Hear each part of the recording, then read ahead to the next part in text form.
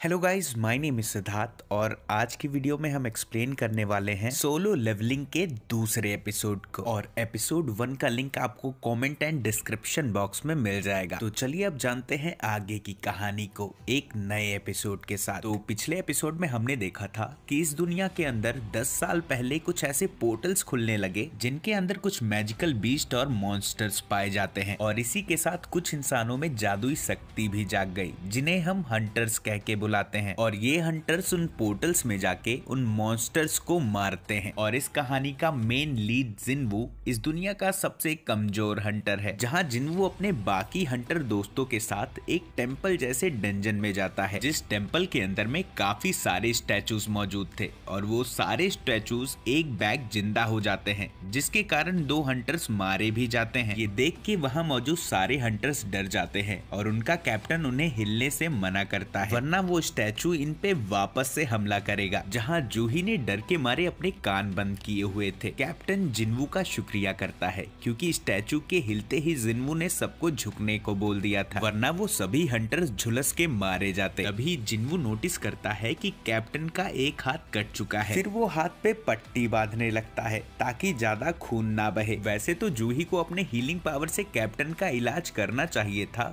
पर वो इस टाइम काफी डरी हुई थी, तो कैप्टन उससे कुछ भी नहीं कहते। इसीलिए बी रैंक का हीलर होने के बाद भी जूही को ई रैंक के हंटर्स के साथ भेजा जाता है। कैप्टन खुद भी बी रैंक के मिशंस पे जा चुका है और वो अपने अनुभव से बता सकता है कि उनके सामने जो मुसीबत है वो जरूर एस रैंक जितनी पावरफुल है। अभी कैप्टन को पत्थर पे लिखे हुए मैसेज याद आते हैं। पहला, गॉड की पूजा करो। दूसरा, गॉड की जय जयकार करो। और तीसरा, गॉड पे यकीन करो। और जो भी लोग इन नियमों का पालन नहीं करेंगे वो इस रूम से जिंदा नहीं जा सकते। जिन्वू ये समझ जाता है कि जो इस रूम में सबसे बड़ा स्टैचू है वही गॉड होगा। दूसरी तरफ हम एक लड़की सॉन्ग ई को देखते हैं, जिसने हाल ही में हंटर्स एसोसिएशन ज्वाइन किया था। और ये लड़की जिन्वू की सिस्टर जिन्हा की फ्रेंड है और ये दोनों एक ही स्कूल में पढ़ती हैं। सॉन्ग ई जिन्हा से पूछती है क्या उसका भाई भी एक हंटर है, जिस पर जिन्हा जवाब देती है कि उसका भाई एक ई रैंक का हंटर है और वो हमेशा घायल होके वापस आता है। जो सुन के सॉन्ग ई कहती है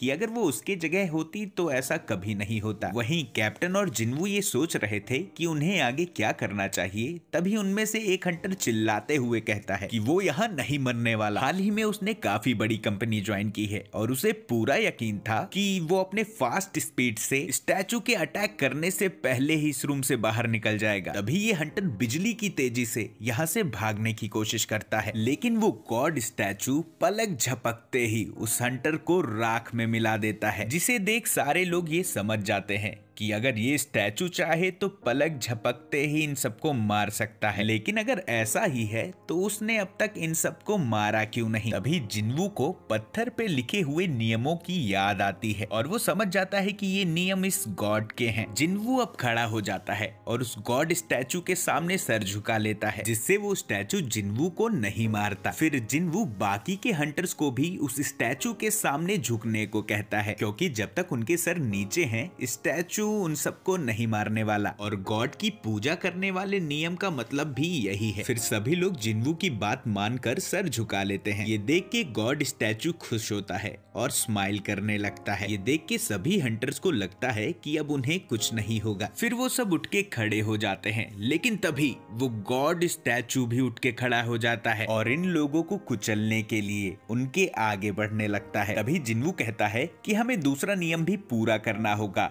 गॉड की जय जयकार करना। फिर एक हंटर आगे आके कहता है कि उसे पूजा करना आता है और वो वहीं बैठ के गॉड की पूजा करने लगता है, लेकिन वो सही वर्ड्स का यूज नहीं करता, जिसके कारण वो गॉड स्टैचू अपने पांव तले उस हंटर को कुचल देता है। उसके बाद वो एक लड़की को भी कुचल के मार देता है। तभी सभी हंटर्स अपना जान बचाने के लिए इधर उधर भागने लगते हैं। पार्क यहाँ बिल्कुल भी मरना नहीं चाहता क्योंकि उसकी फैमिली घर पे उसका वेट कर रही है। वो भाग के एक किनारे आ जाता है, लेकिन तभी वहाँ पे मौजूद एक स्टैचू पार्क को बीच से काट देता है। अब जिन्वू को ये समझ नहीं आ रहा था कि वो किस चीज की जय जयकार करे, क्योंकि ये गॉड तो एक शैतान की तरह था। पर वो हार नहीं मान सकता। वो आस पास कुछ क्लूज ढूंढने लगता है और नोटिस करता है कि कोने में जो स्टैचूज खड़े हैं उन सभी के हाथों में किसी न किसी तरह के हथियार हैं। लेकिन कुछ स्टैचूज ऐसे भी थे जिनके हाथ में हथियार के जगह म्यूजिकल इंस्ट्रूमेंट्स थे। तभी जिन्वू कहता है कि इंस्ट्रूमेंट्स वाले स्टैचूज के नीचे चलो। कैप्टन ऐसा ही करता है और क्योंकि उस स्टैचू के पास कोई हथियार नहीं थे तो वो कैप्टन को नहीं मारती और म्यूजिक बजाने लगती है। किम भी ऐसा करता है, जिसके बाद वो सारे सेफ हो जाते हैं। वहीं जिन्वू जूही को लेके ड्रम वाले स्टैचू के नीचे जाता है, लेकिन वो कोई रिएक्ट नहीं करता। यानी कि एक स्टैचू के नीचे एक ही इंसान जा सकता है। तो जिन्वू जूही को वहीं छोड़ता हुआ भागने लगता है और गॉड स्टैचू से बचने के चक्कर में जिन्वू गलत स्टैचू के पीछे खड़ा हो जाता है, जो कि उसे काफी बुरी तरीके से घायल कर देता है। पर फिर भी जिन्वू रेंगते हुए उस इंस्ट्रूमेंट वाले स्टैचू के पास पहुंच जाता है और जिन्वू के पहुंचते वो भी म्यूजिक बजाने लगता है। सारे स्टैचूज का म्यूजिक सुनने के बाद गॉड स्टैचू अपने सिंहासन पे वापस से बैठ जाता है। शायद गॉड की जय जयकार करने का मतलब यही था। जूही अब जिन्वू के पास आती है और देखती है कि उसकी एक टांग कट चुकी है। वो अपने हीलिंग पावर से जिन्वू का पांव ठीक करने की कोशिश करती है, लेकिन इससे उसके खुद के शरीर को नुकसान होने लगता है। तभी मिस्टर किम इन सभी का जिम्मेदार कैप्टन को ठहराता है, क्योंकि वही उन्हें अंदर लेके आया था, जबकि इन सभी ने वोट से फैसला किया था। लेकिन फिर भी कैप्टन अपनी गलती मान के जिम्मेदारी उठाने को तैयार था। ये सभी आपस में बहस कर रहे होते हैं। तभी टेम्पल के बीच में एक प्लेटफॉर्म बन जाता है। जिन्वू उसे देखते ही समझ जाता है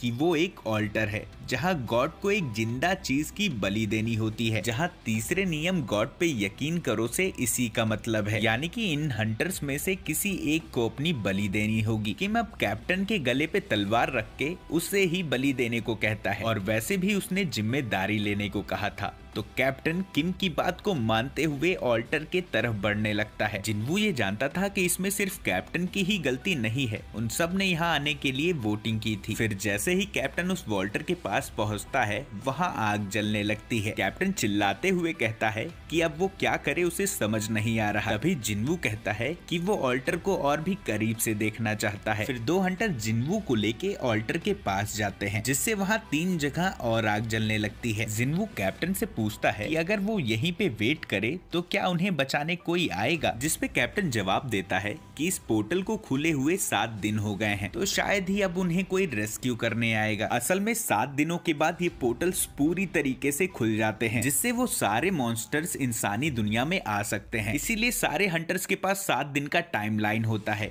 वो उस डंजन में जाके उस डंजन के बॉस मॉन्स्टर को मार सकें। तो अगर ये लोग यहाँ हारे तो ये गॉड स्टैचू भी असली दुनिया में जा सकेगा। दूसरी तरफ जिन्वू की बहन जिन्हा हॉस्पिटल में अपने माँ के पास जाती है और अपने माँ से ढेर सारी बातें करती है, पर उसकी माँ कोई भी जवाब नहीं देती क्योंकि वो कोमा में है। दूसरी साइड जिन्वू अब बाकी के हंटर्स को भी ऑल्टर के पास आने को कहता है और फिर सभी के लिए एक एक आग जल जाती है। इनके पीछे फिर ब्लू कलर की भी लाइट जलती है, जिसके बाद टेम्पल का दरवाजा खुल जाता है। अब ब्लू वाली आग टाइम के साथ धीरे धीरे बुझ रही थी और टेम्पल के सारे गार्ड्स भी इनकी तरफ आगे बढ़ रहे थे। जिन्वू नोटिस करता है कि वो जिस भी स्टैचू को देखता है वो हिलना बंद कर देता है। फिर जिन्वू सबसे कहता है कि वो स्टैचू पे नजर गड़ाए रखें, जिससे वो अपनी जगह रुक जाएंगे। सभी लोग ऐसा ही करते हैं, लेकिन उनमें से एक लड़की बहुत ज्यादा डर गई थी। वो तेजी से उस दरवाजे की तरफ भागती है और सही सलामत वहाँ से बाहर निकल जाती है, लेकिन उसके जाते ही उसकी आग बुझ जाती है और मंदिर का दरवाजा थोड़ा बंद हो जाता है। अब जिन्वू को ये नहीं समझ में आ रहा था कि ये दरवाजा कोई जाल है या वो सच में बाहर निकलने का रास्ता है। शायद इस नियम से गॉड के लिए उनकी वफादारी देखी जाती है। फिर वहाँ मौजूद एक और हंटर जिन्वू को छोड़ के वहाँ से भाग निकलता है, जिसके बाद अब यहाँ सिर्फ 4 लोग ही बचे थे। जिन्वू उन सभी से हिलने को मना करता है। शायद ब्लू फ्लेम एक टाइमर की तरह है, जिसके बुझने के बाद इन सबको यहाँ से जाने को मिल जाए। किम कहता है ऐसा भी तो हो सकता है कि शायद इस फ्लेम के बुझने के बाद ये दरवाजा ही बंद हो जाए। किम को नहीं लगा था कि जिन्वू जैसा कमजोर हंटर उनके इतना काम आएगा। वो उसका शुक्रिया करता है, लेकिन उसकी भी एक फैमिली है और वो मरना नहीं चाहता। वो जिन्वू से माफी मांगता है, जिसके बाद किम भी वहाँ से भाग जाता है और अब सिर्फ 3 लोग ही बचे थे, जिसे देख जिन्वू रोने लगता है। लेकिन वो हार मानने को तैयार नहीं था। तभी कैप्टन जूही और जिन्वू को यहाँ से बाहर जाने को कहते हैं और वो यहाँ रुककर खुद की बलि देंगे। कैप्टन जूही से कहता है कि वो जिन्वू को लेके यहाँ से चली जाए, लेकिन तभी जूही के पैर काम करना बंद कर देते हैं क्योंकि उसने अपने पावर्स को कुछ ज्यादा ही इस्तेमाल कर लिया था। फिर जिन्वू कैप्टन से कहता है कि वो जूही को लेके यहाँ से चले जाएं। जिन्वू का पैर वैसे भी कट चुका था तो वो चल नहीं पाएगा। फिर जूही भी वहीं रुकने को कहती है। जिन्वू जूही को अपना मैजिकल जेम देते हुए कहता है कि वो डिनर का सपना तो नहीं पूरा कर सका, लेकिन इस जेम को बेच के जूही अपने लिए कुछ खाने को जरूर खरीद सकती है और जब जिन्वू यहाँ से बाहर आएगा तो जूही से बाकी के पैसे ले लेगा। तभी कैप्टन एक चौक मार के जूही को बेहोश कर देता है और उसे लेके मंदिर से बाहर निकल जाता है। अब उस टेम्पल में बस जिन्वू ही बचा था जो यहाँ मरने वाला था। उसके पास में ही एक तलवार पड़ी थी जिससे वो इन स्टैचूज से लड़ने की कोशिश करता है, लेकिन इतने बड़े और पावरफुल स्टैचूज के सामने जिन्वू भी कुछ नहीं कर सकता। वो जिन्वू को तलवार से इधर उधर फेंकने लगते हैं। उसका एक हाथ भी कट जाता है। जिन्वू रोते हुए सोचता है कि उसे भी स्ट्रॉन्ग बनना था, लेकिन वो ना बन सका। उसके बावजूद वो अब तक जिंदा बचा है। सभी लोग दोगले होते हैं और वो बस अपने बारे में सोचते हैं। जिन्वू की भी एक फैमिली थी जो उसका इंतजार कर रही है, पर यहाँ सिर्फ जिन्वू ही मरने वाला है। जिसके बाद जिन्वू को ऑल्टर पे ले जाया जाता है। उसके शरीर में बिल्कुल भी जान नहीं बची थी। स्टैचू जिन्वू को खत्म करने के लिए तलवार उठाता है। तभी जिन्वू मन में सोचता है कि उसे मरना नहीं है, काश उसे एक और चांस मिलता, और इसी के साथ वो ब्लू फ्लेम भी बुझ जाती है। तभी अचानक ही हमें एक नोटिफिकेशन स्क्रीन देखने को मिलती है जिस पर लिखा हुआ था कि आप प्लेयर बनने के लिए सर्टिफाइड हो चुके हैं। आपका दिल 0.2 सेकंड्स में धड़कना बंद कर देगा। अगर आप ऐसा नहीं चाहते तो प्लेयर बनने के लिए हाँ करें। जिसके बाद यस वाली बटन क्लिक हो जाती है और ये एपिसोड इसी मिस्ट्री के साथ खत्म हो जाता है। तो दोस्तों ये मिस्ट्री तो अब एपिसोड 3 में ही सॉर्ट आउट होगी। पर आप सभी को क्या लगता है, जिन्वू एपिसोड 3 के लिए बचेगा भी या नहीं, ये मुझे कमेंट में बताना। बाकी आप सभी चैनल पे पहली बार आए हो तो वीडियो को लाइक और चैनल को सब्सक्राइब करना भूल से भी मत भूलना। मैं मिलूंगा आपसे एक नेक्स्ट वीडियो के साथ। Till then, thanks for watching.